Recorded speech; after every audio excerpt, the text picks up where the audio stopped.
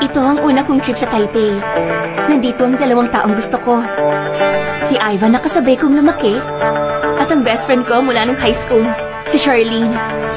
Bata pa lang ako, gusto ko na si Ivan. Bakit ba kasi gustong-gusto mo siya? Kapag kasama ko siya, pakiramdam ko ligtas ako. Minsan, ang dalawang magkaibang tao ay posibleng maging mas malapit pa sa isa't isa.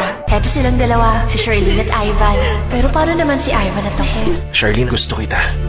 Kay Ria ka dapat. Pero ikaw nga ang gusto ko. Hindi mo ko pwedeng magustuhan dahil si Ria ang taong may gusto sa'yo. Bawat isa sa amin ay pumapagitna sa aming tatlo. From the first and true home of Asian novellas. 10 taon mo na ngayon. Matatandaan mo pa kaya ako?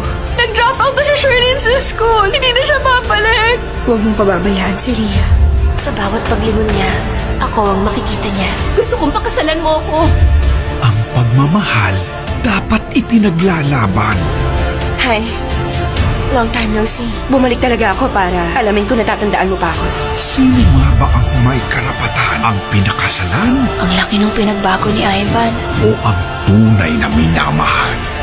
Alam kong hindi mo ko mahal, kagaya ng pagmamahal ko sa'yo. Dahil si Charlene ang totoong pinakamamahal mo.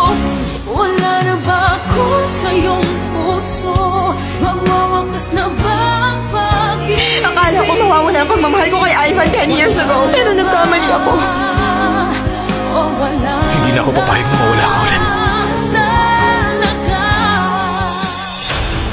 Bakit hindi mo sinabi sa akin? Paano ko sasabihin sa'yo na ang taong mahal mo ay mahal ako? Para sa akin dapat ang kasiyahang to.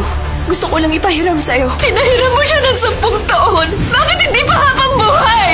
Hanggang ngayon mahal ko pa siya. Hindi na kita kaibigan. Ikaw ang totoong third party sa aming dalawa ni Ivan. Hindi mo ko minahal. Ang babaeng makakasama niya sa hinaharap, walang iba kundi ako. Nababaliw ka na. My dearest intruder, ngayong September na.